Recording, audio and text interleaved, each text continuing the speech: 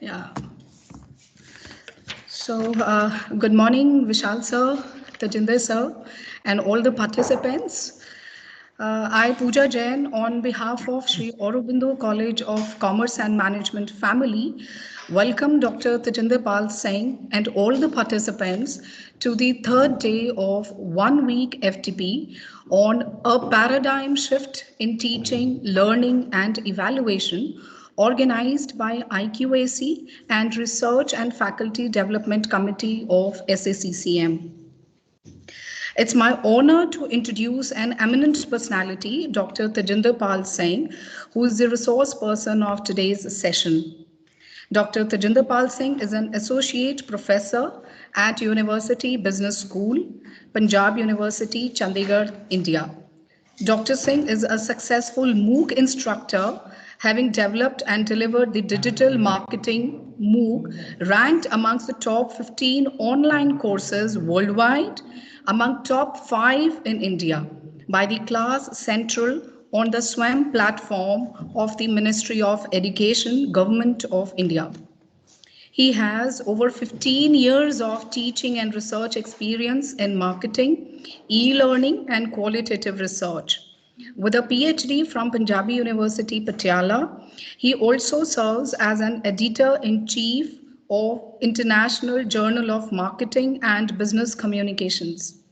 He is a certified professional trainer of qualitative data analysis and has published widely in various journals of national and international repute. Tajinder sir, it had been a delight listening to you when you interacted with us in the past.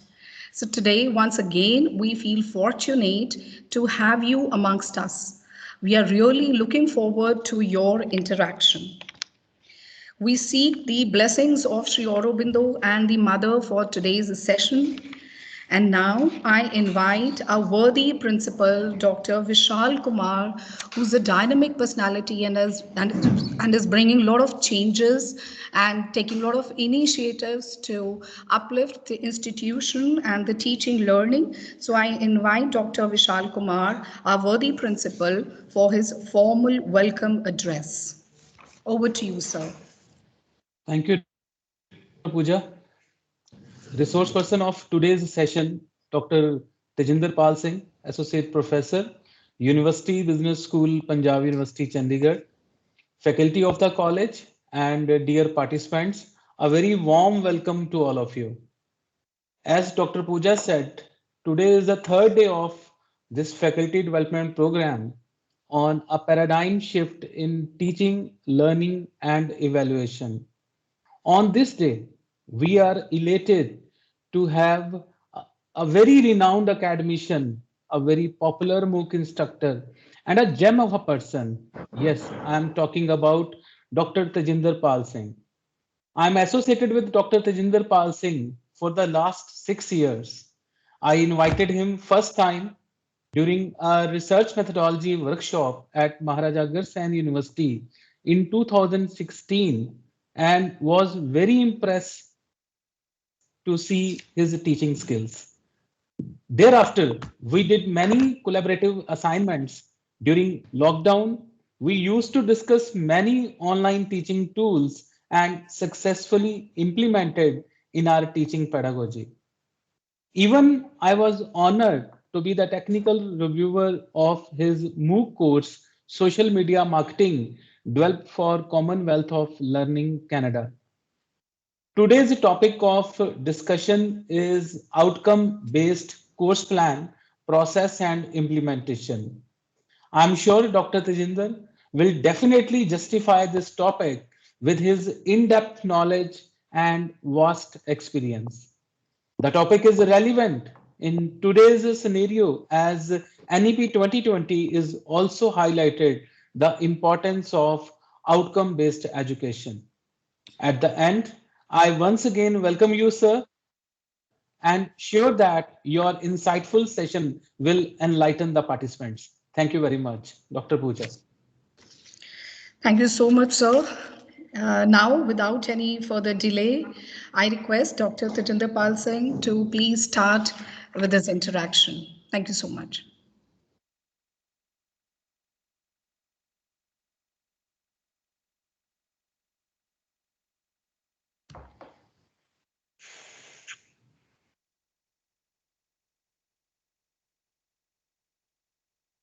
Uh,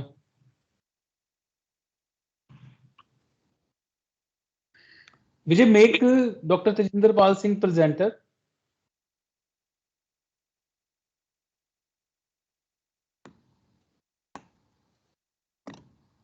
Sir is already the presenter. I Okay. think. So, Dr. Sir, your voice is unmute. Your voice is muted. Please unmute yourself. You are not able to.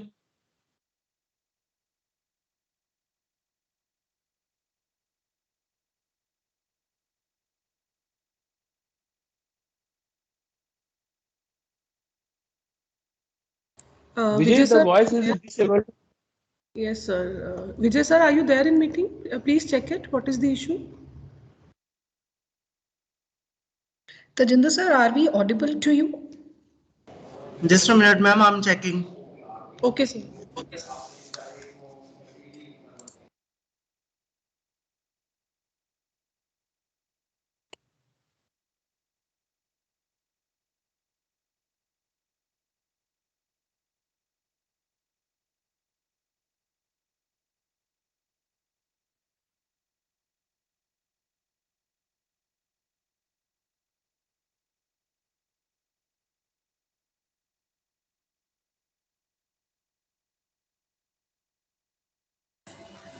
So rights is already given to Dr. Tejinder Pal. He can unmute their own. Dr. Sir, please try at your end.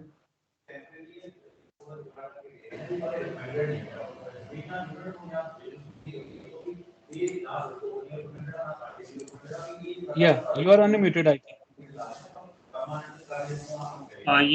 Yes. Now I can unmute. Yes. I think there was a problem at my end only. But कोई let बात let नहीं. let check it once again. Yeah. Okay. First of all, thank you so much, Dr. Pooja and Dr. Vishal, my very good friend. And as you sir already said, that we have worked a lot on various collaborative projects. And today, whatever I will share in this session, uh, it is all that we learned from each other while we have discussed with, whenever we got the time. And moreover, the topic which I have selected, that's a very basic topic. It's not going to be very technical one. But I hope, I'm sure that the participants at the other end, they will definitely get out of what I will discuss at the beginning of any of our course plan, or you can say we are planning for any of the massive open online courses. So I'm delighted today, sir, to be again here part of Window family, because whenever I got an opportunity, I'm very excited that I should share the knowledge with the participants and the faculty from the Window College.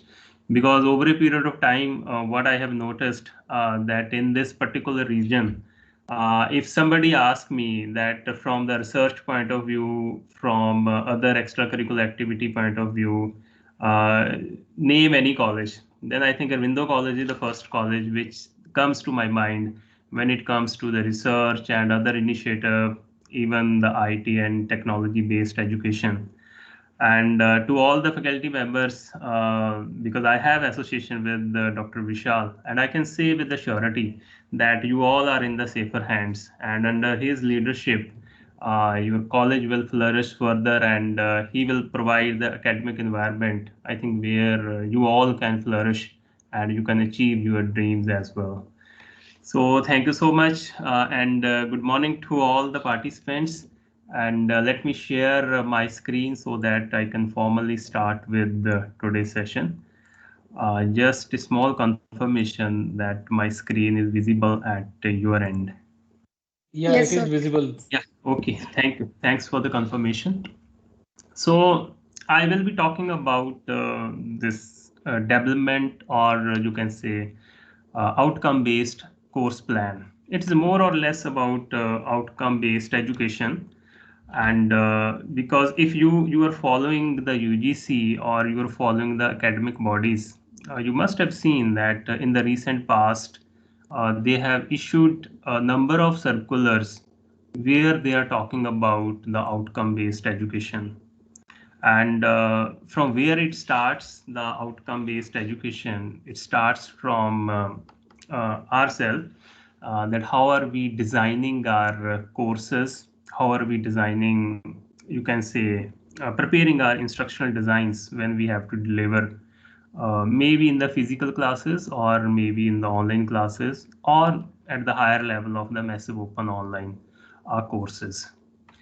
Okay, before I start, I have one question for you. It will give you just tell me based on the question which I'm going to ask you, if you are allowed to unmute or you are allowed to type something, you can use whatever medium is allowed as per the instructions of the organizers. Now, this is a very simple question for you. Now, one day somebody asked me that we are showing you the two things. One is the first title of, or just the next line to the title of the course plan, and we are also showing you the question paper. And you tell us that whether we are in the right direction or not. And I'm just showing you there. This was what they mentioned in the course, because I picked up the copy of the syllabus, right? And I found that, okay, this is written there. And most of the time we also experience that whenever any course is there, these are the few lines used in the bullets and sometimes in the paragraphs that they usually write like that after the successful completion of this course, learners will be able to, okay, after that there are number of points, maybe 5-6 points, but I picked only the one point here, and that was to design the website using the WordPress. Okay, there were a few more, but I'm not, just to save the time, I'm not listing all points here. This was the first point which was mentioned there in the curriculum or mentioned their syllabus. Then I picked, or then they showed me the copy of their question paper, right? Okay, in the question paper, it was something like this. The questions they asked in the question paper, these questions were like this one. Again, I'm picking just few of the questions only, not all. The first question was that lists the various features of the website. They the first question. And second was that what are the advantages of designing, it's actually designing a website using the WordPress. Okay, on paper, it seems that everything is fine because they have mentioned that what they want to achieve. And in the question paper or as a part of the assessment, they have shown me few of the questions that these are the questions that we are going to ask. Okay, as a teacher, right, or as a instructor designer or as a course planner, can you see that anything you want to comment on this one, on these two things? First, we have the objective, or you can say the outcome, and second, we have the assessment. I'm not sure which platform you will use, whether chat window you can use, or you can use or unmute yourself, whatever way is possible. Okay, I can see if somebody is there in the chat window. Anything you can see here, just let me know what you So the want. practical application is missing. The practical application is missing. It's designing website. The student would be able to do this, but the question paper is only putting up the theoretical part. There is Okay. nothing relating to the actual execution of the objective which we have set. Okay, very fine, very right, very right. Okay, others may also might have thought similar kind of things, right? Or you might have thought differently. But I will exactly go with what she's saying. That okay, when we have planned, when we have written here at the outcome of this course, that after the course, they will be able to design the website. But when I look at the question paper, when it comes to the assessment, right? So, okay, we are not matching what we stated in the form of the outcome. We have very practically written here that, okay, they will be able to design the websites. But when it comes to the assessment, whether we want to check it, when we want to check it, whether they have achieved this, you can say goal or not, we are not actually measuring it. We are not actually measuring it by asking the question that is related with our what we set in the beginning of this curriculum. Okay, perfectly right. Very good. Okay, now I am showing you few of the curriculums here, which I just copied at the BCom level. I'm not naming the university here. I've just copied few of what the written there. I have randomly picked a few of the courses here. You can see here, you see here that in the very first course, they say that to study the basic concept of microeconomics relevant to the business, something like this one. And I was very surprised when it is just like written here that to provide the knowledge about the basic corporate accounting. And the objective of the paper is to familiarize the students, right? And to help the student to acquire the conceptual knowledge, right? You pick any of the course here, right? You will find that these type of words are written here as far as what is meant or what we are expecting from this course. But when I look at the question papers of all these you can say these papers, right? So I found that there is no match. What we are supposed to do here, either there is a problem here, right? We are not able to clearly express what we want as an outcome by teaching this course. We are totally missing this one. Or we are not putting the right questions in the question paper when we are designing the question papers. Now you see here, if it is written there just to help, you see, to somewhere you might have, to help the student to acquire the conceptual knowledge of financial accounting and to impart the skills of recording various kind of transactions. So are we matching our assessment part or our question papers with all these things what we have mentioned in the objectives? And again, I would like to ask from you that when I start teaching, and as of now you must have taught number of papers, how many times we have actually looked at that what are the objectives of this course? To me, I'm one of you only, right? It is not before going into or prior to this MOOCs development and development of the course plan. I was the same, right? I never looked at that what is there, what is the objective of this course. I simply looked at what is the topic in the unit 1, topic 2, topic 3, and then unit 4, 5, 6, like this one. For me, writing of this one is just a formality, right? It is just a formality. You write whatever you want, just put the word to or study or to something like this one, right? And so that this is what we are going to teach here. But you will see that we are not, you can say, actually understanding here that what are the actually what we exactly want from this course, right? Any course which I can even list down other courses here, you will find the same type of language here. So in a way that okay, we are only focusing on the content of the syllabus, right? Whatever content is there, we are trying to okay that okay just let us teach this one, then ask the questions, maybe the final examination or assignment, whatever you want here. So when I'm planning for, right, that I have to teach this paper, right, I don't know whether you must be looking at these one, but my experience is that prior to this one, prior to going into course planning or other kind of thing, I hardly look at that what is mentioned as an objective. So you see here, only the important part that is lacking here, that we are not linking. We are not linking our courses or whatever we are designing or the course plan with the outcome, what exactly we want from the students. You see here, if it is just only, if you will find here to provide the knowledge about the basic corporate accounting with the relevant accounting standards.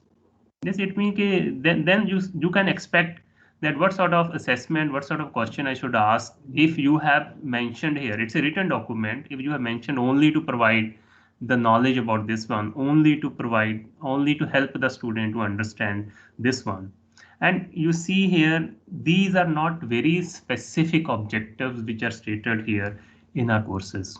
So now, in the recent time, as I already told, that from the various academic bodies, right, in UGC or other these accreditation boards, they have now started talking about the outcome-based education. So say first you see what is the outcome of this one and how are you measuring that outcome. So the moment I will understand that this is the level which I'm expecting from the students, you will see the way I'm teaching, the way I'm planning, how I will teach my course, it will entirely change. The way I assess it will entirely change when it comes to the outcome-based education. So this is what we are going to discuss, that from where it starts at teacher level, at university level, at college level, where this start outcome-based education. Now, just to simplify the things, let us have a consensus what exactly we do when it comes to the outcome-based education. So it is simply, it's a student-centric teaching and learning methodology. There can be other pedagogical approaches for teaching learning, but this is one of those approaches in which the course delivery, assessment are planned to achieve the stated objectives and outcome. Right? How you will achieve those objectives, but even the objectives are not clear, then you can think about that what I will do as far as achievement of those objectives or outcomes. Because here now you will find lot of content, lot of literature is available that how to set those outcomes, how to set those objectives. Nowadays it is not a formality. You see, if somebody prior to this somebody was asking me that okay, I have to write the learning outcomes, learning objectives of the course, I will simply write 4 or 5 points. They will be able to understand this one. They will be able to learn. They will be able to list this one. But it is more than that. It is not just a understanding, explaining all these kind of things. And we have to measure the students' performance at the different levels. Now, see, I was surprised when I looked at when I prepared a session on this one, although in the background all things were there in our mind. But when I went into the detail of this outcome-based education, then I found that it's not only that a teacher will decide, right? It is an hierarchy. It is working. You have to start work from the university level and then going to the degree level, program level, course level, and then the teacher will come. But I think that because I'm not afraid to say like this one that during my BCom, during my MCom, I think we were not taught, right, that how to teach. I think you will agree with me. Most of you will agree with me, especially when in MCom, although now there is one paper, otherwise nobody taught us how to frame these outcome-based statements, right? How to assess the students, right? And how to develop the course plan. All these things, we were not taught all these things. But here we have to learn now. The moment we will say that, okay, we are implementing, or UGC is saying that okay, outcome-based education is must for all the university and colleges, then we have to learn all these things. Now, you see here, even I was surprised when I found that, okay, what is the structure? I just try to find that whether it starts from me or it starts from somewhere else. Now, here is the complete hierarchy of this outcome-based education, that from where the things start, right? You see here, I don't know whether you heard of these terms or not, but these terms are very important from the teacher point of view, whether you are in a physical mode or you are developing any online courses. So first, it is graduate attributes. I don't know how many of us have actually heard this term. We have the qualification descriptors, and we have the program learning outcomes, and similarly we have the course learning outcomes. So there is slight difference in what I will discuss with what these graduate attributes are.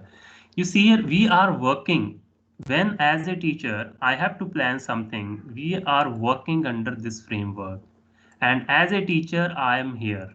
Right? As a teacher, I am here, and whatever I will plan in my course, whatever I'm teaching, whatever expectations I'm setting for the student, it is all aligned with all this hierarchy, and it goes up to this one, the graduate attributes.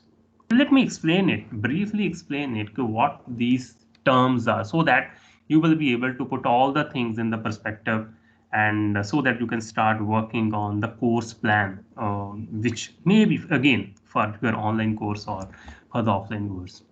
Okay, let's see what are the graduate attributes. Right? We have to understand it properly. Graduate attributes. When I'm saying the graduate attributes, these are set at the university level. And if I ask you question, and again I'm one of you only, right? I'm not saying that okay, I know everything, right? I'm one of you only, that we never, nobody told us that what are the graduate attributes of our university. I never tried to find that what are the graduate attributes of my university. But question is also there whether at the university level any graduate attribute is listed or not. That is another question. But the graduate attributes when I'm talking about, it reflects the particular quality and feature and characteristics of an individual that are expected to be acquired by the graduate through the studies at a university and college. University will say that if anybody graduate from my university in any of the discipline, then these are the qualities which we are expecting a person should possess after completing the graduation, right? Not a graduation, once he is graduated from our university, maybe at the postgraduate or at the BCom or BSc level. And I deliberately searched on this one. I did little bit of research on this one. Okay, let us see how many universities are actually stating the graduate attributes. It is from, if somebody is involved in the NAC or other accreditation program, you must be knowing about, or you must have worked on these graduate attributes. But I was able to find only few university where on their website I found that actually they are talking about the graduate attributes. I'm just giving you the example. I have no interest in this university, right? But just because this was the first listed on the university's website, you see here what we are talking about. They have clearly mentioned that these are our graduate attributes, where they see that is desire to propose the following attribute if somebody is graduated from this very university. They say that in academics they should have the domain expertise, learning, so many. Meaning just to become a complete man, right? Even from the ethical perspective, the way he's talking, the way he's contributing to the society, everything is included here under the different parameters, right? Starting from the academics, professional, his personality, right? His leadership qualities, communication, his social sensitivity, and all these things are included here under the graduate attributes. So I am surprised that not many universities website you will find that they have mentioned their graduate attributes. But in our back of the mind, it is always there, right? Whether it's written there or not. Yes, we want that, yes, he should have the respect for the environment, respect for the diversity. She should be, we should produce a person or a student that he believes in sharing of the learnings, right? All other aspects. So this is what I'm referring to the graduate attributes, right? So you found our university, whether it's mentioned somewhere, what are the graduate attributes of this university or not, you will be able to understand better. Okay, these are the few of the examples which I already mentioned. That okay, disciplinary knowledge, communication skill. Okay, I already explained this one. So this is the higher level which we have to set. But now I was wondering that when I'm not clear about, I have no idea about that what are the graduate attributes, then how can I frame my learning outcome of the course? Because ultimately, through the learning outcomes, right, when you are stating the course plan which you are preparing, you have to achieve all these things, right? Your student must achieve all these things. Are we adding these things to that course plan or not at the level at which we all are working? But it's a higher level only, right? It's a higher level only in this hierarchy. But next we have the qualification descriptors. We have the qualification descriptors, just the next level. It is about when, let us say, within the university, there are a number of courses, like you can say, uh, MBA is there, BSc is there, right? Other programs are there. Now, again, we have to go through that. What are the qualification descriptors for the BCom? What are the qualification descriptors for BSc, right? And any other courses there. So notice here, at upper level, we have the university. Then within the university, there may be so many programs, not a program, so many degrees can also be there. So these are the qualification descriptor where it indicates the generic outcome and the attribute expected for the award of a particular qualification. If I'm saying he's Bachelor of Commerce, then what we expect that you after having the BCom, what we are expecting from a person, right? Again, whether these things are mentioned somewhere or not, it's a matter of question, but we have to hunt for these things where or because these will ultimately help us to plan our preparing our course plan. Okay, I'm just sharing few of the examples here. For example, it's a bachelor's degree, right? Here it's a bachelor's degree. Any person we are saying that he's completing the bachelor degree from a particular university, he should be able to demonstrate these type of skills or uh, characteristics or the feature based on that particular degree, right? Okay, if it is a master's degree, then we expect more from that graduate who's you can say going for the PG classes. Okay, this is the qualification descriptor, and similarly we have the third point here under this hierarchy. We have the program learning outcomes. Program learning under, let us say if I'm talking about the graduate. So under the graduate we have so many. We have BA, BCom, and other. Under in the commerce we have MB, MCom, MFC, and other sort of things there. So we say that what you are expecting under the particular program, right? Program is the entire course scheme. For me, for example, BCom is one, BA is another. What are you expecting from these one?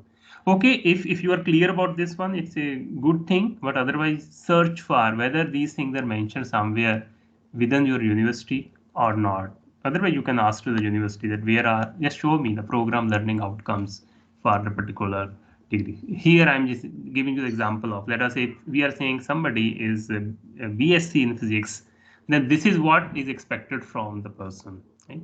These are at you can say the particular program level.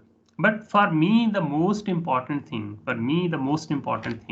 where we will work, I will discuss it in detail, that is the course learning outcomes. Because within a particular program, there are a number of courses we are offering.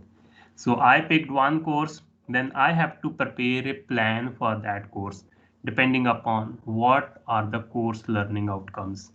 I think if I'm working intelligently here at this CLOs, right, then most of the things will be automatically clear, right? Because you will see most of these graduate attribute, qualification descriptor, and the program learning outcome, they are almost similar, right? Almost same.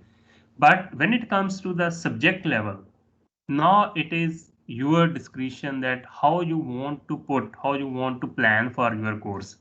Similarly, if let's say if you are applying somewhere for the funding, right? You are applying for online courses there. So most important factor of deciding of that funding is that what are the course learning outcomes?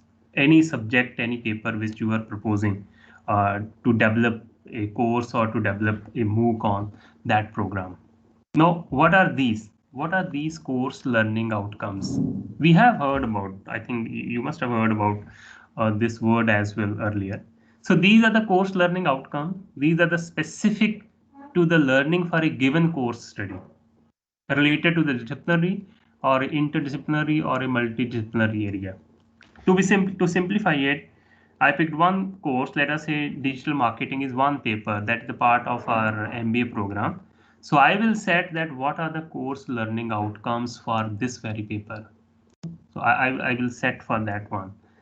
And let me just now talk in detail that how to design these course learning outcomes. Is there any framework for that one that will help me? Then how to link our assessment, because everything, the moment you set the course learning outcomes, the moment you define that these are my course learning outcomes or CLOs, then you have to plan your course accordingly so that you achieve those outcomes. and you are able to check it, you are able to assess it, whether my students, they have achieved the desired result or not, desired outcome or not, that I have to check. So here the role of your entire course plan and the instructional design will come into the picture, right? Now I am very specific to my topic, right? The course, or the course here mean the paper which you are teaching, right? We are not specific to that. Okay, when it comes to the course planning, right? Again, for few of us, it is just like a listing of the topics and providing the reference material, right? And also giving the little bit detail of the assessment or internal assessment, right? And I was doing like this way, right? That okay, list down all the papers and help the student to find those topics, and then somewhere mention about a few more formalities you can call, or the rules you can call about the course. You usually we mention it in the course plan, but no, it's not just mentioning of the topics only, it is more than that. So now you carefully look at, you analyze that when you pick up any course, right? Maybe from your regular teaching, or you are planning to apply somewhere for any funding for any of the course. Okay? You see that where I'm standing. When I will discuss all the things, you just evaluate yourself, where do we stand and what action we have to take in this regard as far as this designing is concerned. Okay, now let's try to understand what we have to include. What are the building blocks of any of the course plan, right? Okay, I'm just simplifying this one, that we have to think, we have to work upon these four parameters, not a parameter, these are blocks, four different blocks. First one is, what are the learning outcomes of my course? Right? Yes, I know, because most of the time, let us say if you are teaching the course, it is prescribed by the university or other courses. Still, you can make it, you can modify this one, because you have already seen in my second slide that what is expected from us when they state the objectives, not very meaningful kind of things.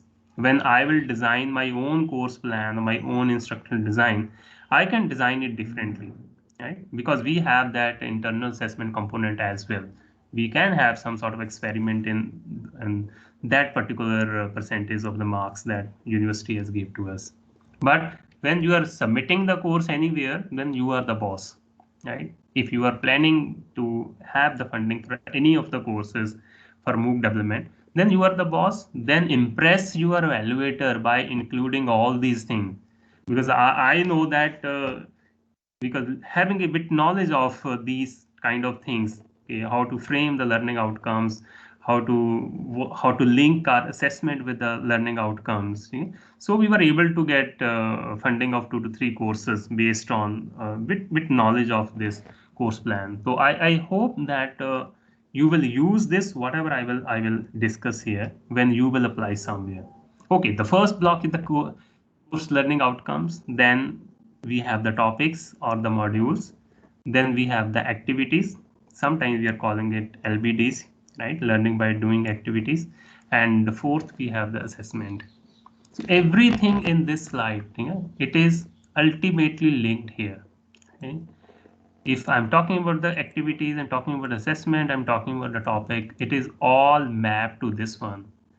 It means there should not be any kind of mismatch here. As in the first slide, you rightly said that okay, there is a mismatch in what are the course objectives and what the assessment you are getting from here.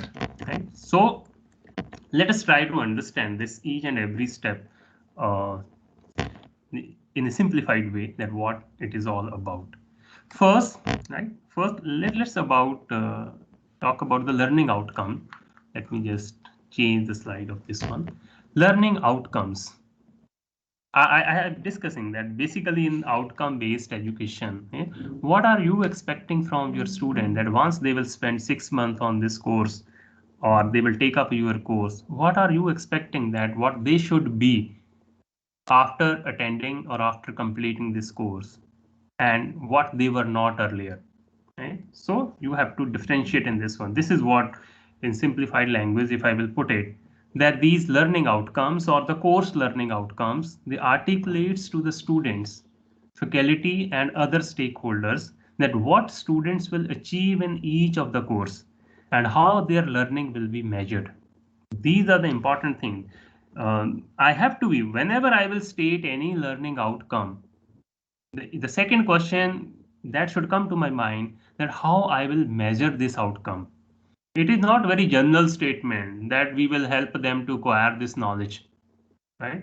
It's not that, it should not be that generic. It should be very specific, and I should have the clear answer that when I'm saying this is the learning outcome or outcomes for this course, then how I will measure it. Because ultimately that is the only outcome based education. You are setting few expectations and you are measuring it, then you are comparing it whether they got the required learning or not based on this one.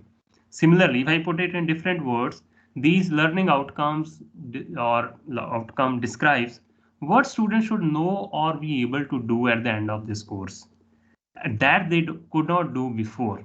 It means you are adding something to their knowledge, to their experience once they will, you can say, attend this course. And the last thing that yes, LOS is a measurable. As I already mentioned, you should be able to measure it. It is very observable and a specific statement. You have to draft few of the statements here that clearly indicates what a student should know and be able to do as a result of the learning from your course. Now, if you go to the previous slide, which I showed you a few copies of the syllabus, you see somewhere these things are missing here, right?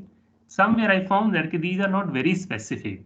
I can't measure it very accurately, whatever I'm stating in the form of the objectives or the outcomes of that course.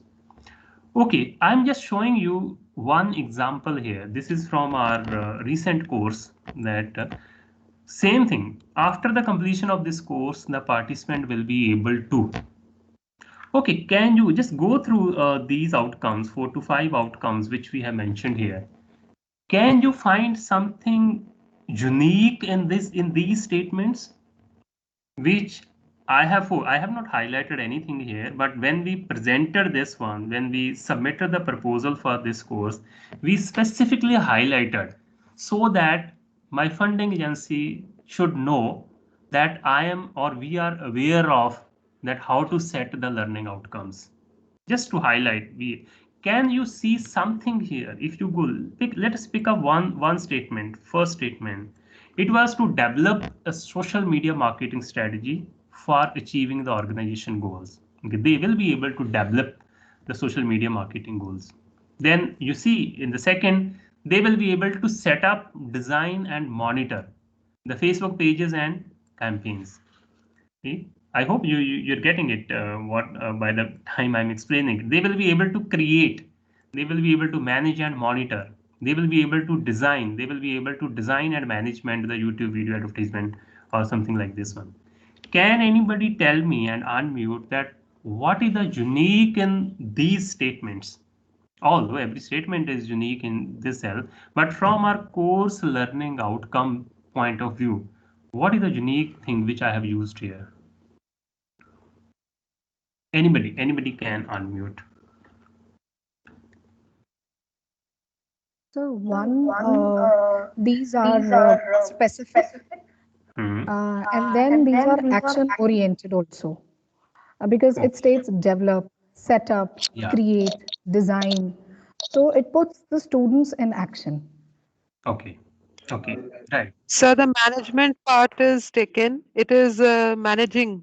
So manage will depend upon the particularly individual to individual that we have to see actually specifically each one achieve the objective of managing the particular campaign or the objective set. That Okay. we'll have to inculcate a skill set in the students in order that they are able to manage whatever is given to them regarding this. Okay. Okay. Okay. Fine. Fine. Okay. I agree with both of you what you were saying. Now see in the actual plan, right? When actual plan was submitted, right? These words were highlighted, right? They have to develop, they have to set up and monitor, create. These were highlighted, right? And I think if you will not find these action verb, we are calling them as an action verb in any of the learning outcome statements, and that what action we are expecting from them after completion of this very course, right?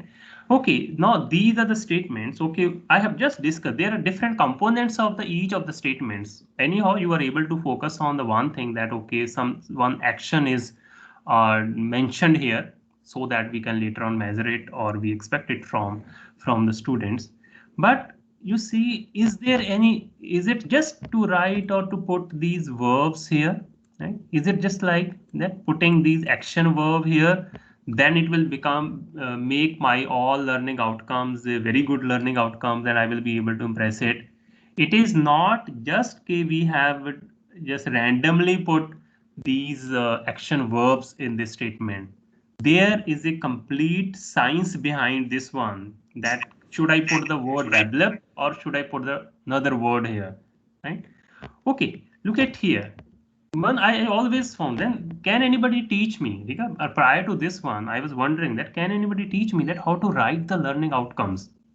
Although we know that if, before this entire MOOCs or other scenario, if somebody was asking me, we have to write the learning objective, I will say, okay, it's very simple. You write, they will be able to understand, they will be able to list, they will be, but we have to understand that you can say taxonomy or the science behind this one, that how to put these words, whether these word I'm putting it right or not, at which level I should put these words. So here I'm going to discuss with you a framework, because that is why I'm again focusing, or I'm putting the focus on this one, that we should clearly write our CLOs. So we have to understand the framework as well, that how to write these CLOs, right, or course learning outcomes. Okay, you see here, what is the framework to write the CLOs? So in most of the books or theoretical books, you will find that there are basically the 4 components of any of the learning statements. When you are writing the learning outcomes, just focus on whether these 4 things are included or not, right? First 2 are mandatory, which I'm talking about the action verb or the subject content. And the third and fourth here, these are the optionals depending upon your course which you are teaching, right? If it is more technology oriented course, you are expecting them to something that they should work, then the role of this level of achievement and the condition of performance come into the picture. But for journal, we are focused here. But I will explain all that what does it mean in our case. Okay, when I'm talking about the first one, that it must have an action verb, right? Look at here. Let me just move my slide to the next window. First component is the action verb. Now, what does it mean? Whenever we are writing any statement, right, as a learning outcome, we have to use the suitable. It is not use any action verb. We have to use a suitable action verb in the learning, you can say LO, based on the Bloom's taxonomy. It is, I think most of you might have heard about this one, Bloom's taxonomy. If anybody is there from education discipline, right, they are mastered in this Bloom's taxonomy. But the tragedy is here that till my post graduation, till my PhD, nobody, it is not mentioned anywhere that what is this Bloom's taxonomy, right? Again, I'm saying I came to know about this only when we went into these planning and other kind of things there. But I'm not sure whether right now it is somewhere there in the BCom or our MCom level courses or not there. But you see, it is so important for the teachers, so important for the educator, that we should understand this one, because without the Bloom's taxonomy, I can't frame my learning outcomes. Look at here, when I'm saying that action verb, right? You see, look at here, the same example that I'm putting here, that after the successful completion of the course, learning will be able to understand, right? They will be able to understand, they will be able to design, they will be able to monitor the Facebook marketing campaigns or something like this one. You see here, the first word which we have used, it is the action word, right? And again, when I'm saying it comes to, then should I write any action verb here? Will it serve the purpose? You see, I just wrote it, they will be able to understand this one. Understand again is action verb, but at very level, at very low level. Then okay, they will be able to design, they will be able to monitor. Then from where I will pick these action verb or what these action verb denotes in the learning outcome. The answer here is that you have to go through this Bloom's taxonomy hierarchy. Bloom's taxonomy hierarchy, because which has the 5 levels, and we have to plan at which level we are working. Mostly at, you can say, school level. Here we are working somewhere here at the level 1 and level 2, right? We are working here level 1 and 2, where we are expecting them to just cram the things or to understand the things and to list the things or to remember the things there. But when it comes to your higher education, right, when we are dealing with the graduation or post-graduation courses, then we are working here at these levels, creating, which is the highest level, that okay, they will be able to, after learning something, they will be able to create something, they will be able to design something, right? Or now see here, why it is important, because each action verb in the CLO, it should define the level of learning. Whenever you, it's not randomly that I will put any action verb. Whenever you put any action verb, it should reflect at which level you are working, at which level you are expecting. That is why when I put the design, that they will be able to design, it means I am working at this level. That okay, after going through my course, I'm sure that the content which I'm providing, the topics which I'm providing, they will be able to design their own websites, right? After this one. So this is the highest level that they are actually applying the knowledge which we are getting from their course. But if I will say, okay, they will be able to understand what is WordPress, what is the website, what is the Facebook marketing, they will be able to understand. Then you see we are just working at the level 2 or level 1 only. That is why I always say that in higher education or the courses for the PG level, or you can say others, we should always include the action verbs depicting somewhere here, right? They should be analyzed, evaluating, or creating. Again, think about our objectives, which I showed you in the second slide, that are they actually applying, are they actually using the action verb? And if they are using, are we clear about at which level they are talking about? They are working at level 6 or level 5 or 4. But you pick up any good course, right? Maybe from the Coursera or many courses from the SWAM, you will find that they are using the action verbs which are defining these higher levels of learning here. Okay? Now, if I will again go back to the slide here, which is there. Now you see here, if I'm here at the basic level only, okay, it is level 2 only, right? But when I'm saying designing a website, I'm level 6 only, right? When I'm doing a monitor, maybe they are evaluating or they are comparing it at the level 5 or 6 here. So you have to give this assurance to your funding agencies, or whenever you're submitting any proposal, that see here, the outcome of my course, it will be at the level 6 or level 5. It is not at the level of 1 and 2. So we'll say, okay, they know who, if I'm talking about digital marketing, right? They will be able to understand the concept of digital marketing. So do you think that at the PG level, I should state this as an objective of this course or a learning outcome of this one, right? They must have gone somewhere. They must have learned it somewhere, maybe at the graduation level or somewhere else there. And so according to my level, I have to choose this one. But the moment I say that they have to pick, they have to define that now which verb, which action verb I have to use when I'm defining my learning outcomes, then we confuse that what are the verbs they will specify this level, what are the verbs specify this one, what are the action verb which I should use this one. So you just refer to on internet, you search for this one, Bloom's taxonomy wheel. This is not clear, right? I know there's few of the things that are blurred here. Search for the Bloom's taxonomy wheel, and it will give you, let us say you are working on the create level, right? It will give you bunch of the action verbs, right? Choose an appropriate action verb from here, right? Choose your activities from here, right? So similarly, if let us say you are working at the application level, then the action verbs are already mentioned here. I'm just showing you one more PDF here, which I have just downloaded that can help you further. Let me just show you and open this here. So there won't be any problem when I'm just stating my, you can say, action verbs. There is not going to be any problem because you will find number of action verbs you will define here. Now you see here under this one, it is same levels: remembering, understanding, applying, analyzing, evaluating, and the creating. But you see here, just at these are the action verbs.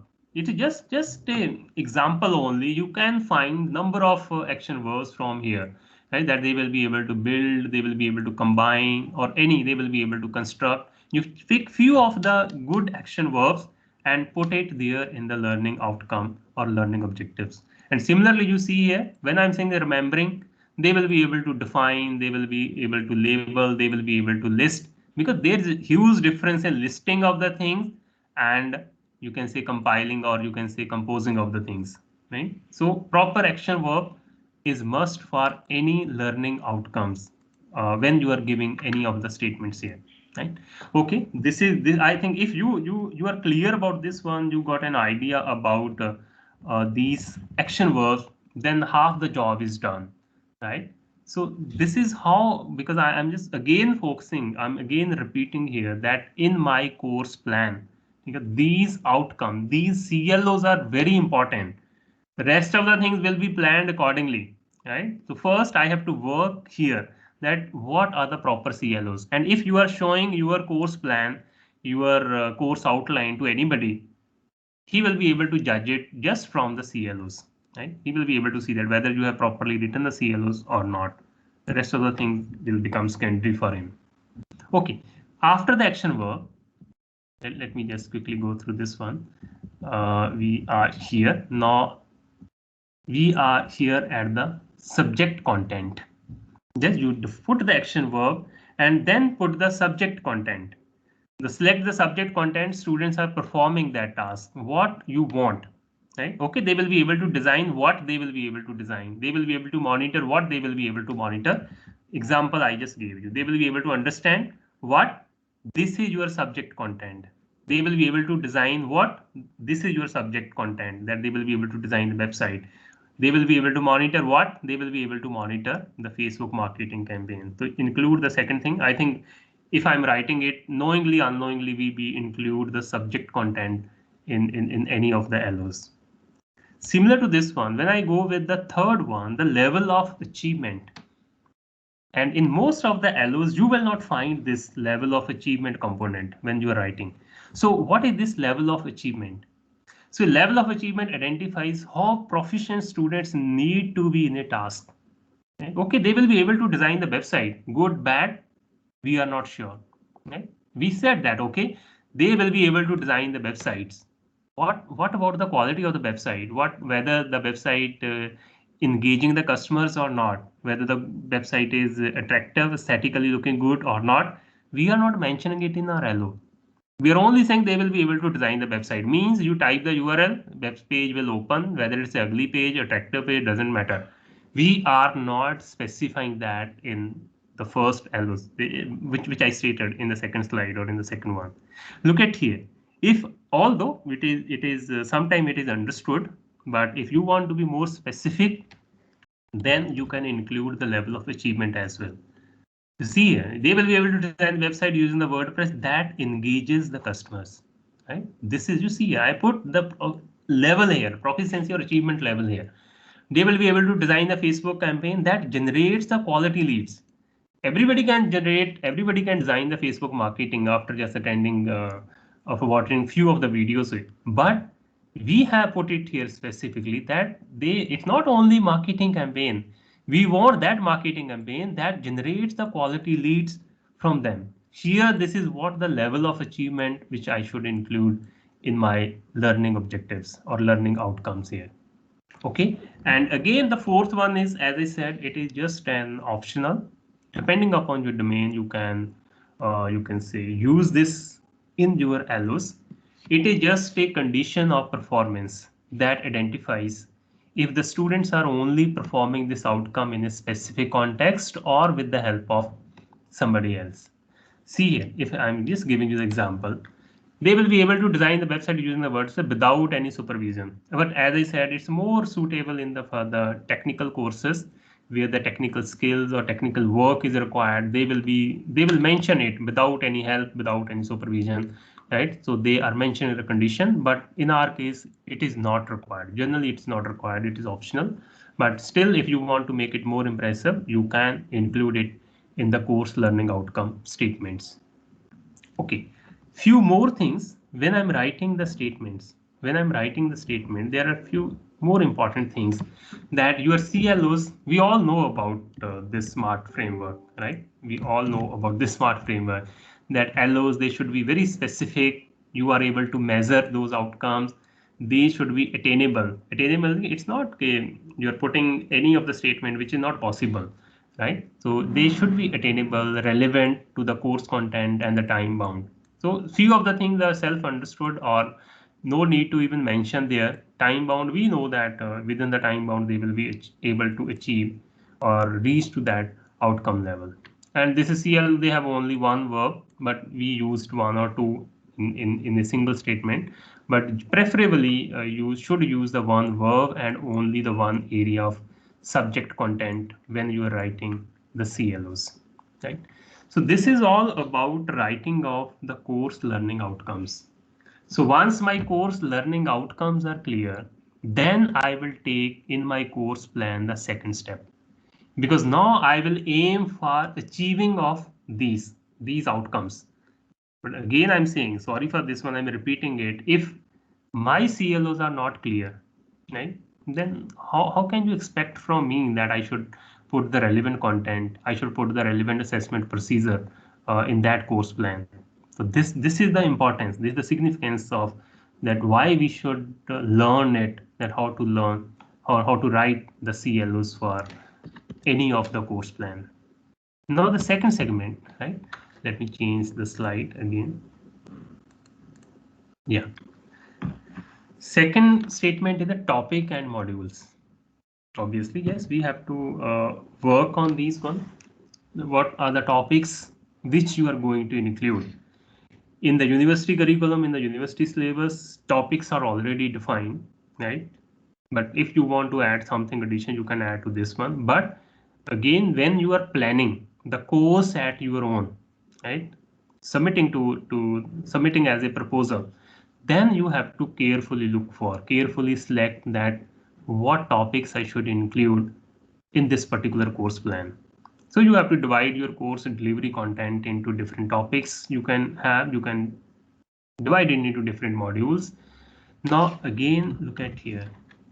It is, many people will say that what is the need for this one, but for each topic, again, you have to have the LOs, learning objectives, maybe one or two only, but you have to mention, okay, if let us say course outcomes at the higher level, right? Then I will say, okay, these are my topics. Then each topic further have the learning outcomes, that in this topic, what they will learn, in this topic, what they will learn after completion of this topic. You have to define it. I will show you that we have defined it even at the topic level as well. And your learning objective should be in line with the course learning outcomes. Whatever you are mentioning as a LOs for the topics, again in the line with the course outcome. And keep in mind the number of sessions, weeks for the entire course. This is because you have to mention it somewhere in the course plan that I will take 2 sessions, or how many videos you will develop, how many live sessions you will conduct for a particular topic. That you have to mention everything at this level. And further, you have to talk about the delivery of the modules, that whether it is you will be there, right? You will be there, your videos will be there, right? Or any additional reading will be there. This is what you have to define for each of the topic, that how the content will be delivered, or how these modules will be delivered to the students. Okay. Now we have the third one, which are the activities. Right? Activities, again in line with our course learning outcomes, that what sort of activities you are designing. Now, when I'm talking about the activities, right? So few of the activities you can also use as a part of the assessment, right? And but I prefer that my activities, they are not a part of the assessment. They are just helping the students to understand the concept better by doing some activities. Okay? We can include these LBDs for each of the topics, and again these are in lines with the objectives. I will show you at the end, I will show you that where to fit these activities and how many activities should be there for each of the topics here, right? So I like it because I just in the morning, most of the time, my son, he's in not in the first, he's just in the KG only, right? So in the morning, this is my duty that I have to sit with him when his class is there, online class. So I'm very surprised that these teachers, they know, right? They know about whatever we are learning today, right? They say, okay, they have planned each and everything, right? And in every class, right, they include these LBDs. Then I'm always surprised that okay, when I teach in my classroom, it is all 60 minutes. I'm teaching, yeah. But we should include these few of the activities, and this is what Dr. Vishal will agree with me, right? That when we listen to the lectures of very reputed resource persons from different universities or different even IITs, and you see their more focus is on this one, LBDs. They will speak, yes, but we have to learn it. That is why I'm not putting number of activities here. This is just speak for let us say 15-30 minutes or half an hour. After that, there is one LBD, right? One activity is there. Just okay, do this activity at your own, right? And then even and it's a very good you can say way of teaching, that you teach something, then just immediately put the student to work upon that one. Right? Same, my school teacher is doing the same thing. She will just very first 5 to 10 minutes, she will just teach the concept, and after that she will ask the kids to do some sort of activities, right, with this one. But I think somewhere it may be individual differences may be there, and the we mature more, we learn more, and we will also start including the LBDs in our teaching as well. Yeah? But I'm telling you my experience, because earlier I was not that much into including of these LBDs. But now whenever I plan the course, when I always brainstorm, I always think that what can be a relevant LBD for a particular topic, so that what I teach, they should do it immediately, right? So that learning is reinforced. Otherwise, they will forget what you are teaching immediately. Okay, now the final, now up to here, let me open one more slide here. Not a slide, let me open one. Whatever we have learned, let me just show you. It's not that we are just only talking. I want, before we proceed with assessment, let me just show you how these things are actually implemented. Let me just open. Just give me time, a little bit time, it will open. Yeah. Now see here, I'm just whatever we learned here. I'm just referring to this 5-week course plan, right? Again, it's the actual plan that we submitted, or the course is presently going on. Okay, few things, that the basic thing that you have to include. Then what? Let me just little bit zoom it out so that we can clearly see. Okay. Okay. You see, this is my title of the course.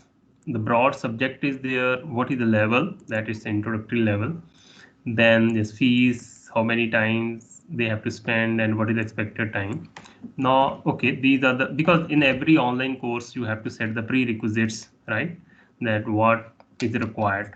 But the basic requisition or basic thing you are expecting, that they should have the basic knowledge, only then they should come to this course. This I defined. This is a part of the course here. Now, this is, although we haven't talked about this one, but this is very important. The course description is very important, right? So you see here, the outcome of this course description, it should lead you. I always think that whenever we are writing the course description for any of the course plan, we should you can say, let me just write it here, that what are the pain points, right? What are the pain points of your audience? You should address those pain points of the audience when you are writing the description of any of the course. Although in our formal education, it is must, whether they have the pain or not, they have to study the paper, right? But when it comes to the online courses, right, then our course will be popular only if we are highlighting their pain points. That okay, this is what we say that okay, in our digital marketing course, we identified this one, that okay, it is must, it is required for the graduates, but still the people, they don't know that how to create, design the campaigns or how to monitor the campaigns, and if they are going outside, they have to spend a lot of money to learn all these skills. So this is not, we are just touching their pain points, right? Identifying their pain points, and then we will offer in the description that see here, this course will help you to reduce that pain level which you are in. It is a term of the marketing, but not very education term, right? But you write your description in such a way that it talk about their pain points, right? So that they are agree, they are agree to opt for this course. Again, I'm saying it will not work in our formal education. There it is mandatory for them, right? But in online MOOCs, or you can say on the SWAM courses, is a people choice whether they want to take up your course or not, right? It is all about that. So if you will identify the course description properly, right, then they will pick up. But let me come to the point here. Now see, from here the actual story will start, the course learning outcomes, right? Same thing which we have just mentioned here. That's clearly mentioned that after the completion of this course, they will be able to do this one, that one, right? We have this. Now again here we have planned it week wise. Now week wise again we have mentioned the learning outcomes, right? Learning outcome week wise. We have divided minimum 3 outcomes we have just given here, that they will investigate the social media marketing plan, effective strategies, social media by understanding, exploring, or developing or draft a social media strategy. Now you see here, what point I want to show you here. You see here, in a week, we have clearly mentioned that they will develop the social media strategy. If I want to link it with my course outcomes, you see here, it is also written here in the beginning that they will be able to develop the social media marketing strategy for achieving the goals. But you see here, when I will plan it further, when my topic, or I will plan it content wise, right? You see here, when this is my content of the course, that okay, we will share these videos, we will share the additional readings here. But look at here, even at the activities level, which I was just talking about, LBDs, clearly mentioned that okay, because it is more of that you must have the social media profiles if you are talking about the social media strategies. So this is what the first activities we ask them, that your social media profiles are essential. This one, if you are not on social media, then just create the social media profiles. Very simple. These should not be very lengthy assignments. They should not be very difficult activities, but they should be simple so that they can easily do it. That will generate their interest. But if you will put a lot of work to do them here in the activities, chances are there that they will not be interested to performing these activities. And we have clearly mentioned that we are not going to evaluate these activities, right? We are not going to evaluate activities. You have to do it. We will share the rubric. I will talk about the rubric as well, and you evaluate these activities at your own end, right? But we have made it as a part of this course plan. And similarly, you see, when we are designing one assignment here, same, it is linked with our first objective of the course here, that prepare a social media strategy based on inputs for this week for your organization. Note, this will be submitted, something. So see here, everything is aligned with my course outcomes. Right? If this is not a course, I can't give them. If it is not a course outcome, how can I put this activity here? Right? Because it's clear that you are not expecting this thing. Then why are you asking these kind of things in your course plan? Right? Okay, I will come back to this one, but before that, let me take the another aspect of this course plan. We have discussed about outcomes, topics, activities, and finally we have the assessment. Ultimately, we have to measure it.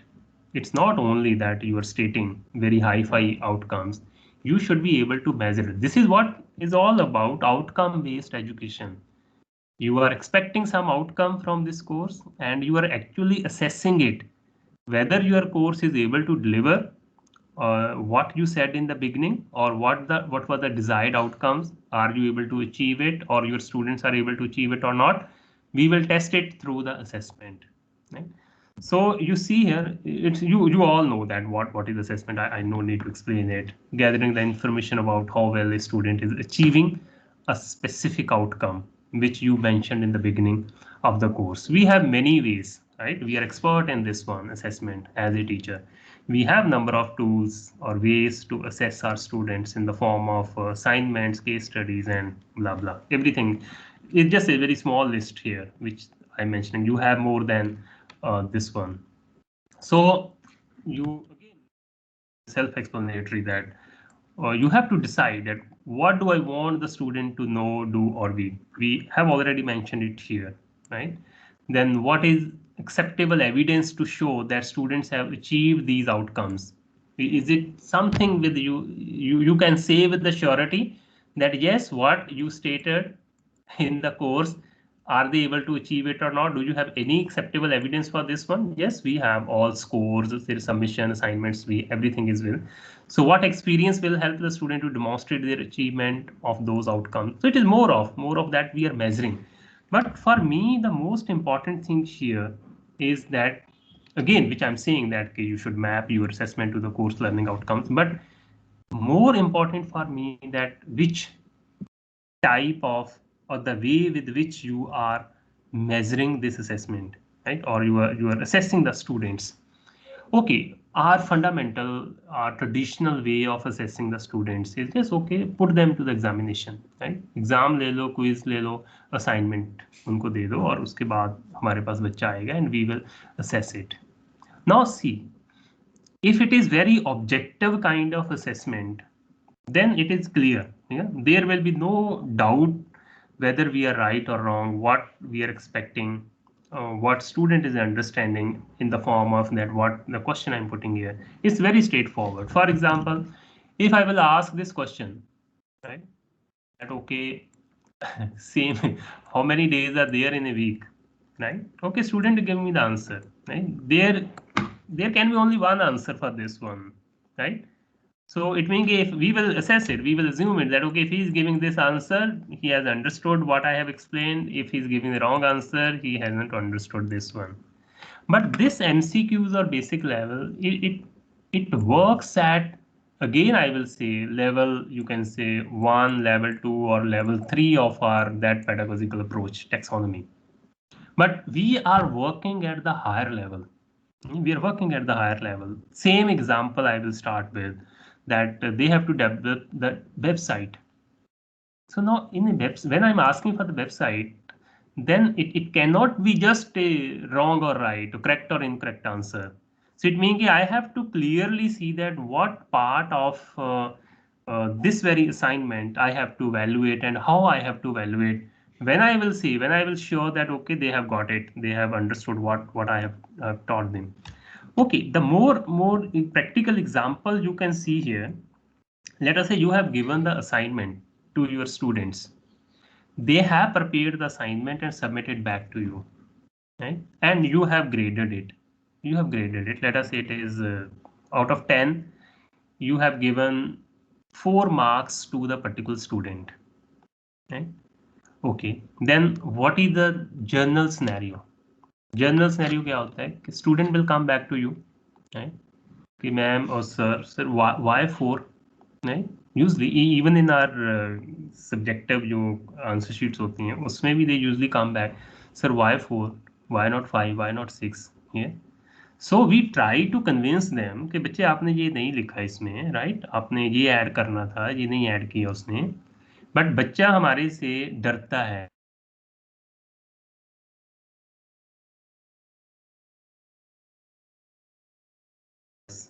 that, sir, did you share your expectations before giving the assignment to us?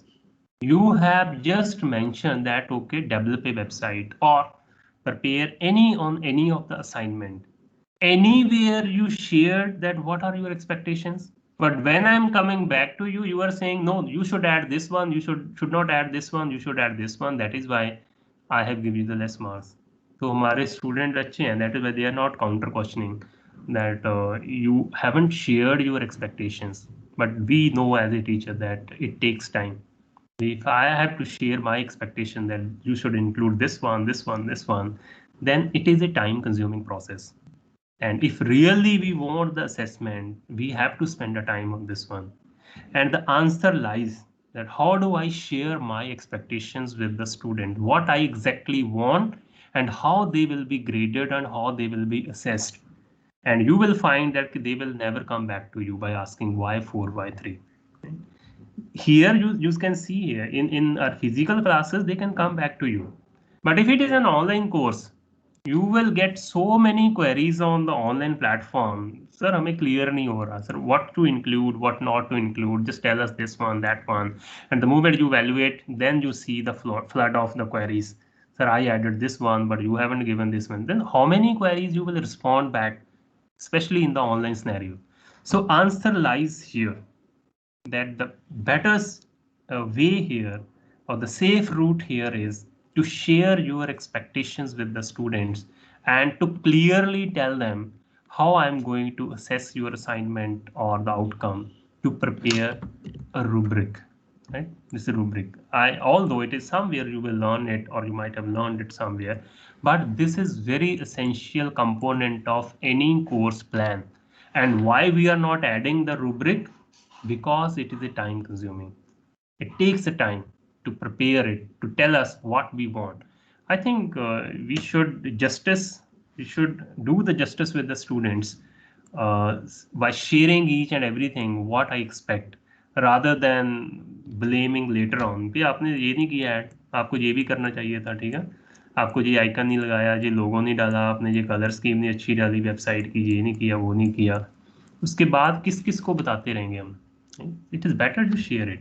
So now what is this rubric is? You might have heard about this one. I don't know whether you have actually used it or not, but in our courses we are using the rubrics, and Dr. Vishal, he even evaluated, right? He gave a good feedback when I shared my rubric with them for different courses.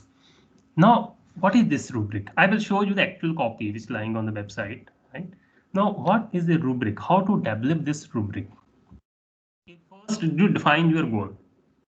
Goal here means you want, okay, these are the few points I will discuss one by one when I'm in the process of developing a rubric. You define your goal, you choose a type of the rubric, then you determine your criteria.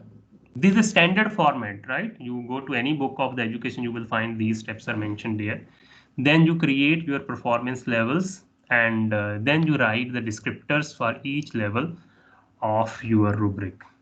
Maybe those who are listening or they are trying first time, here the things may not be clear, but I will try to clear each and every step of this developing the rubric here. The first is to define your goal. Okay, here you see what exactly I want from the students as a assessment is concerned. You want to assess the students in a very detailed manner or just in a simplified way. You will say, okay, this question is of a 10. Right? आपने कितने बारी देखा है even at the university levels when in the question paper one question is here, right? Bracket में इसके marks दिए होते हैं 10 marks. How many times you notice that के marks are not given as 10, marks are given as 2 plus 3 plus let us say 5. Right? कई बारी आते हैं ऐसे marks भी आते हैं, right? So you see the difference here and here. Here my goal is there. You write it, I will evaluate it from the 10, right? These 10 may be from the first part, last part, middle part, from anywhere when I'm defining these 10. But if I'm writing this one, I'm a bit more specific that I'm asking you a question, but I will evaluate it more. I will evaluate in depth. I will say, okay, first I will give you the marks, the definition of any question, then the process, then the advantage or the detail. Okay, I will evaluate your first part from 2. I will evaluate the second part from 3. I will evaluate the last part from 5. You see, the goal of two teacher here differs, right? So when I'm saying the rubric, we are here. Always we think about that I want to assess the student in depth on different aspects of this assignment, right? It's not just I'm just having an overview and then I will give the assignments. कई बार हम पढ़ते हैं बच्चे ने अच्छा लिखा है, hand writing is good, ठीक है, फाइन, कुछ कंटेंट पढ़ा, स्टार्टिंग में पढ़ा, एंड में पढ़ा, that's good, we award the marks here. But I have to set my priorities as a teacher that no, I want to evaluate it in detail, right? You ask these questions that what are your expectations, right? How detailed do you I want my feedback to be? Because ultimately you have to share the feedback. You have to कितना detail में जाना चाहते हो, नहीं? This is a question you have to decide. How will I break down my expectations of this project? Expectation generally it should be good looking, but no, there can be subset of this good looking website. I will say you should design a social media strategy. There can be the subset of different parts of the strategy. I want to evaluate each step of that strategy. This is what detail. Whether the all tasks are equally important for me or not, because I have to give the weightage for them. How do I want to assess the performance? This is simple. In the first scenario, it is simply that you define your goal. If you say no, I want to evaluate only from the 10, then no use to use the rubrics. Then you do whatever you want, right? But it will not be the detailed assessment of your outcome which you are expecting from them. Okay, now come to the second part. If it is second step here, you have to choose the rubric types. Broadly, there are two types of rubric. One is analytical and holistic, and we always use this one, analytical rubrics, right? Where we detail it's for the detail, you can say evaluation, detail assessment, where you define different criteria, different levels or other kind of thing. But if it is a holistic, again it's over. You say that okay, I will give you the grade, right? I will give you the 4 grades, A, B, C, D, and F. F means fail, A means excellent, B means this one, but only this one. करते हैं हम, we give the assignment when we evaluate. Okay, sir, मेरा A, B plus आ गया, sir, why not A? Then we don't have any answer, or we can't question it. Okay, हम कह देते हैं उसको कि ठीक है जी, आपने अच्छा नहीं लिखा, आपको ये लिखना चाहिए था, ये लिखना चाहिए था, but this is not the way that we should explain it कि आपको ये लिखना चाहिए तो वो लिखना चाहिए था.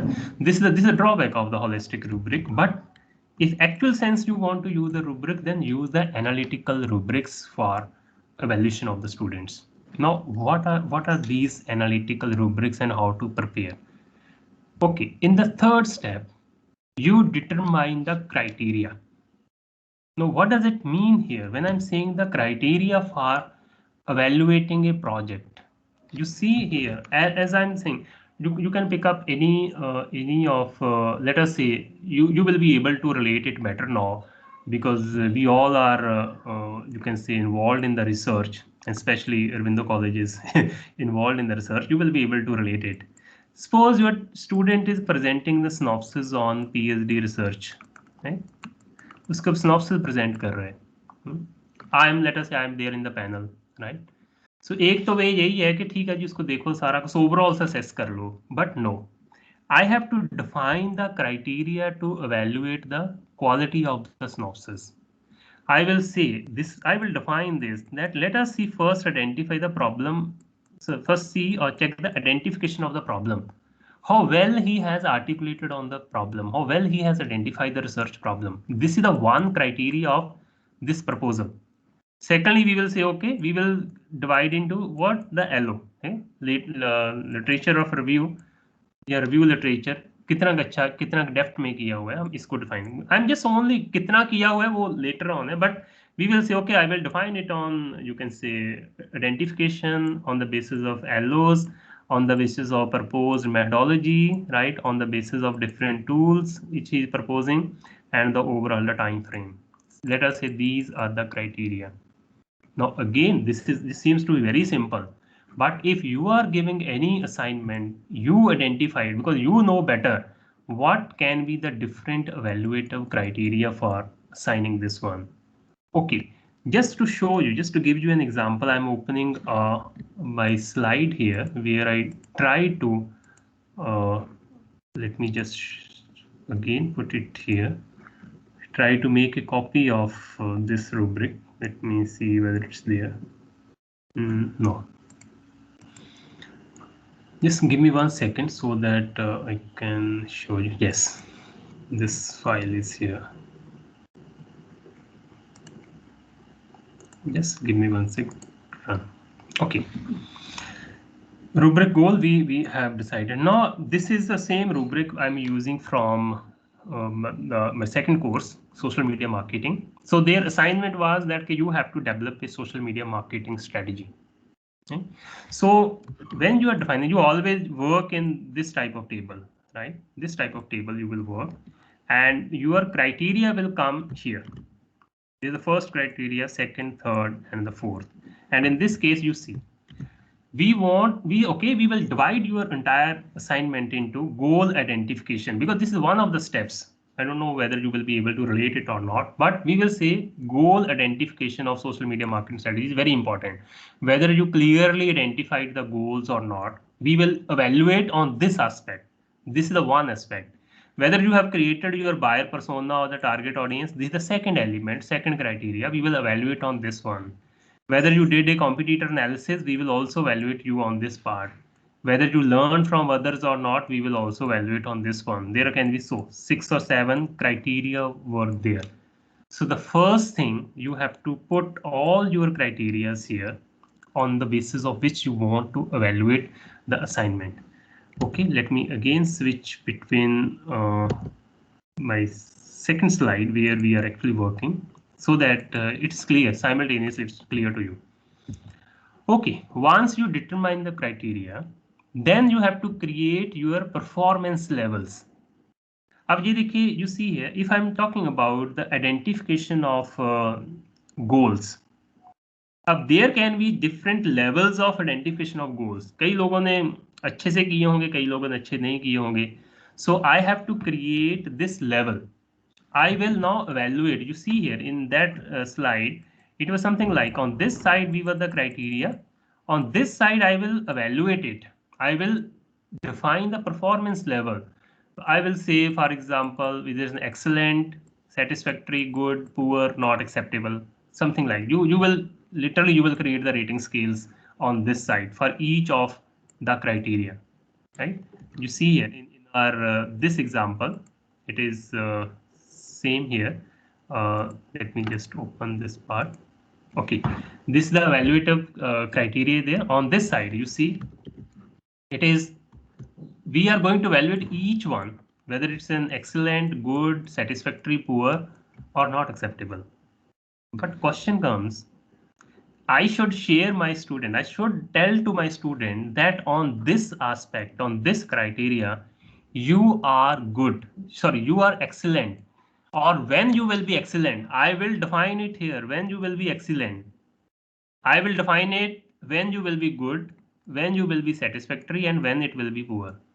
Now you see, I am sharing my expectations with the student.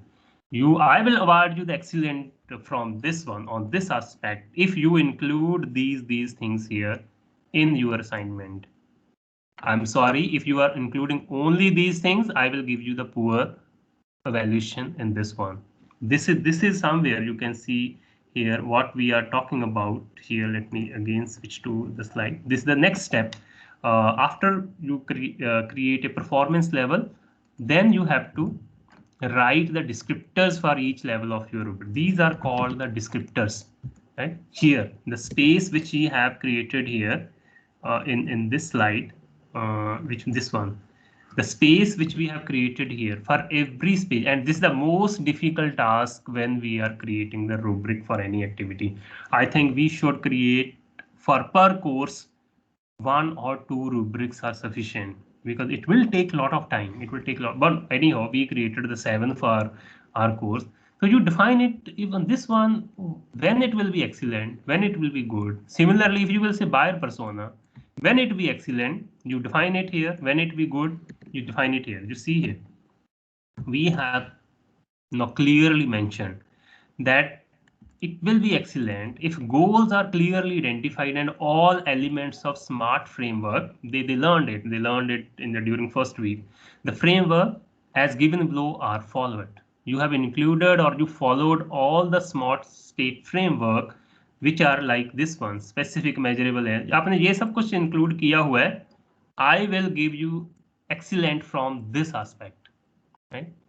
But if you only included the work on the 3 elements, I will give you the good. I will give you the 2 if you have only included 2. Sorry, I will give you the satisfactory. Okay, if goals are identified but none of the elements of a SMART framework is followed, then I will say you are poor. Now you tell me as a student where every student would like to work. Answer is very clear. I think no need to have everybody, even he is very much clear that you will give me 0. You will not accept my assignment. It is just a satisfactory, just a good. You will give me an excellent if I will include these things. Then definitely he will strive to work at this level. Then why not to have an excellent on this one, right? So yes, you will see. We have one published paper on this one as well. We try to did one experiment on this one, that when rubric is shared with the students and when the rubric is not shared with the student, what is the level of the quality of the assignment or the submission? You see, there was significant difference, right? When you share the rubric, when you don't share the rubric, the level of the assignments which they are submitting. Because we have the habit, I'm not talking all of you, but sometimes we have this habit कि ठीक है जी assignment दे दो बच्चे को, टकरा मारता रहे, ठीक है, कहीं जाता रहे, ढूंढो, करो यार, काम करो, ये करो, नेट पे ढूंढो, यहाँ पे ढूंढो. I will not tell you anything, right? कि क्या मेरे को चाहिए. But that is not a justice for the learners. We should work on this one. Okay, so this is let me just again go back to the previous slide. We have almost done with this one. Okay, we have to write the statements, right? We have to write the statements, and each statement should be in the measurable format. Now I'm just showing you the actual copy of the statement rubric. This is which we shared with our one main of the assignment. You see here, it is all. It took. You have to even read. You have to work on this one. That okay, it is not just downloaded from internet. Like it is the course which we are offering, designed for that purpose only. Competitor analysis, when you will be excellent, if you will include all these aspects there, when it will be, you can see, created an account or not, if you created or not. And we were surprised that everybody was saying that, okay, we will work here, right? We will not go to this level, right? Because now the things are very clear for the students, clear for the teachers, and I can easily evaluate this one, right? कि ठीक है जी, इसमें से इसको Excel, और इसमें आप divide कर सकते हो फर्दर कि आपकी टोटल असाइनमेंट कितने के, लेटर से ये 3 हैं और 7 लेटर से डिफरेंट क्राइटेरिया यूज की, तो टोटल असाइनमेंट आपकी 21 की है, और आउट ऑफ 21 आप इसको प्रोपोर्शनेट कर लो कि 10 की कितनी होगी या 50 की कितनी होगी. You can narrow down or scale down according to the numbers here, right? Okay, this is the role of the rubrics in our assessment. Baki rest, it is clear. We learned a lot during this pandemic, right? कि assessment कैसे करनी है. We are familiar with number of tools, right, which we are using in the formative assessments, right? Quizzes are there, forms are there, right? I think there is one session as well. You will, or might be that session is already delivered on all assessment tools, because that will work here. So you can make for more interactivity, you can also include these quizzes and other stuffs. So before I take up the questions, right, I will again show you, go back to this plan, right, course plan. I will share the copy of this one so that it can help you somewhere, right? You see here, it is again, it depends on you that how clear you want to be in the course planning. We have clearly mentioned week 2 outcomes. You see here, we have included the activities, assessment, that it is based on the quizzes, right? For every week, it is planned. And we have also included discussion forums. It's another way or another element of your course plan. You can also include a discussion forums, especially in our online courses, right? So for every week, it is designed in such a way that things are clear, and at the end of the day, we are able to evaluate our students carefully or appropriately, right?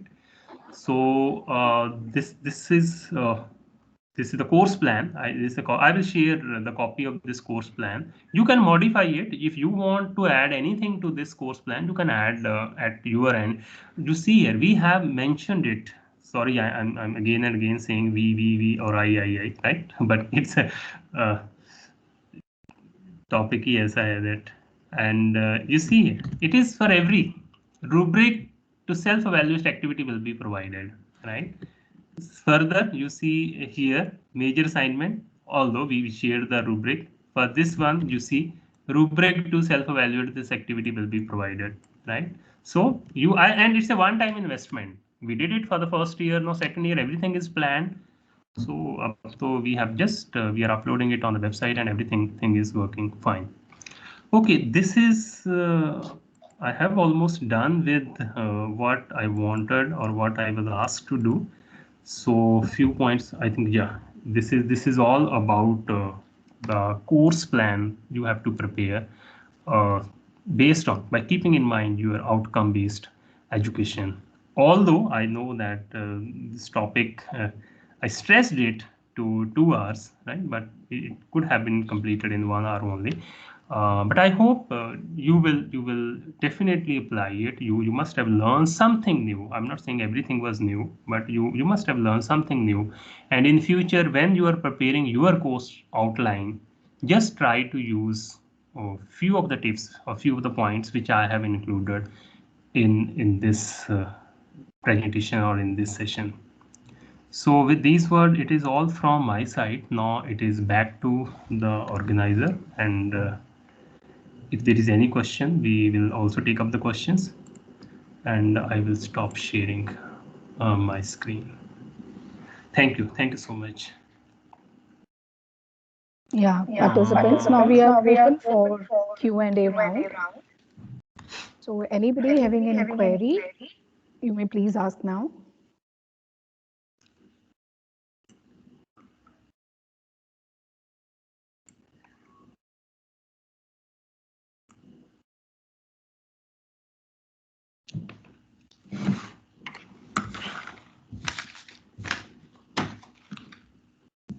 Yes, if any question is there on this one. May I ask a question, sir? Yeah, please. Am I audible? Yeah, you're audible. Can you tell me your name so that I can... Yeah, good afternoon, sir. I'm Dr. Leenu Anand from Sri Aurobindo College only. Okay, thank you. Sir, actually, I was I think your course on digital marketing, it is available on Swayam portal. Yeah, yes. So, do we decide on ourselves that we have which subject we should design our course on, or we get some kind of a list from which we have to choose a topic on which we should design a course? Means how the topic selection or subject selection is made. It's our discretion, or are we given some kind of a list through which we can choose the course? Now, you see, in the first run, when the first time the courses were offered from the UGC, they asked for our interest to develop the course. Then it was our discretion only, right?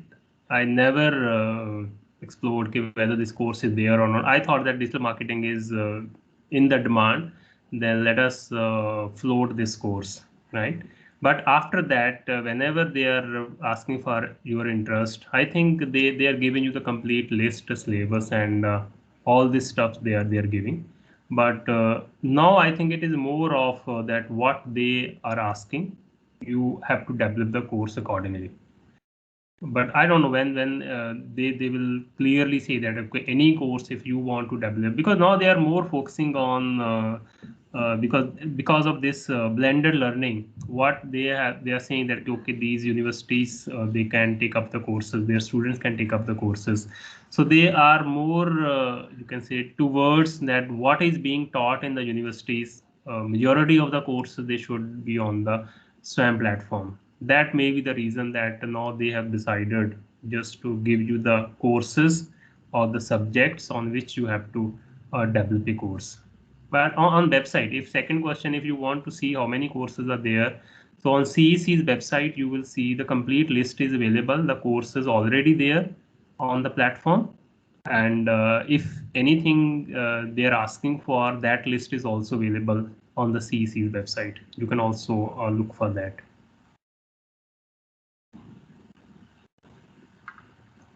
So one more question that I wish to ask is that if somebody has already made a course on particular subject, can another person take the initiative to plan something else with a different content, or maybe like in case of books we have books are published by various authors with a little bit difference of the content. So can this be done in case of online courses also, or it is just only when like swam particularly, because otherwise there is a great variety, private players are also there. But in case of the swam portal, can somebody else also design the same subject course? You can, but the chances are not that much high that they will accept it, because they have the good reason to reject your proposal that we already have the course on this very subject. Because you can little bit tweak it, like if in the digital marketing I have to offer a second course on similar to the digital marketing, I would like to prefer it on social media marketing, or which is as of now it's not there, right? So, but although it's a part of the digital marketing only, but I will prefer to go with the social media by little bit changing the title of this one. But you just have a search on this one. I don't think under different, you can say national coordinators. I hope you know the concept of these national coordinators. There are courses, there are similar courses. For example, earlier this digital marketing and basics of digital marketing, there are two courses on SWAM platform. But how these two courses coexist, because earlier this basics of digital marketing was under the CEC, and digital marketing it was under the UGC. So under different national coordinators we can have even the courses with the same title, right? But I will say to you that don't go for the repetitive courses, right? Because then they have the good reason to reject this one. This is why should we now fund again for the second? And somewhere I'm not sure whether it's written there, because we were told that you can't offer the second course with the same title. What is the latest that we have to ask for them? Thank you, sir. Thank you. Yeah, okay. Right, sir. Thank you. Anybody else?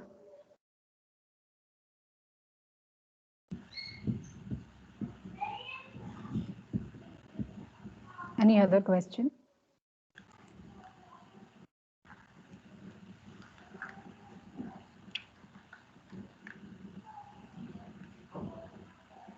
Okay, so I think so we are done with the Q&A round, and thank you for answering the questions also. And you talked of the concept and the relevance of this outcome-based education, and then how to go about it. And you explained the topics or the concepts, in a very clear, simple, and a detailed manner. And especially with the help of examples, because examples help in the better understanding. So you linked the topics with the examples. So I'm very sure that everybody would have understood the topics because they were all examples. You took one examples, and in that you showed bit by bit that okay, this is the action verb, and this is that part, this is another part. In the same example, you continued showing us all those things. And as you used a term that was learning by doing. तो I think sir because आपने खुद ने वो course मूक में develop किया और ये सारा आपने आउटकम बेस्ड एजुकेशन पे बहुत वर्क खुद किया है, so that is why you could talk with lot of clarity and confidence and with all the examples. So thank you so much, sir. Now I invite Amarjeet ma'am to extend the formal vote of thanks.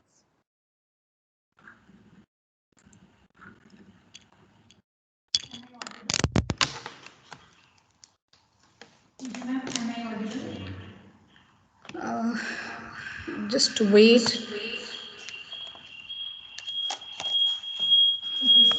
On the behalf of SSCC management, faculty, and all the participants, I deem it a great honor and privilege to extend my vote of thanks to Dr. Tajinder Pal Singh, our most valued invited resource person for the day. I extend a very hearty gratitude to you for sharing your valuable.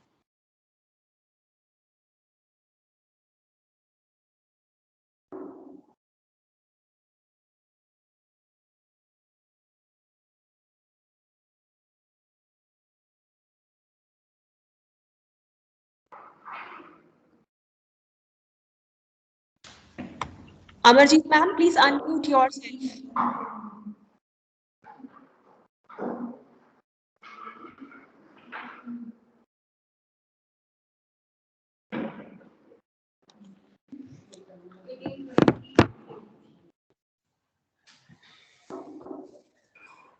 So on the behalf of SSCC management, faculty, and all the participants, I deem it a great honor and privilege to extend my vote of thanks to Dr. Tajinder Pal Singh, our most valued invited resource person for the day. I extend a very hearty gratitude to you for sharing your valuable knowledge with all of us regarding the outcome-based course plan, its process, and its implementation. Your immense support for making us learn new aspects of teaching learning pedagogy is highly commendable. Overall, it was a great learning experience for all of us. I would also take this opportunity to extend my thanks to all the participants for being so supportive and active learners throughout this workshop. Thank you so much, everyone.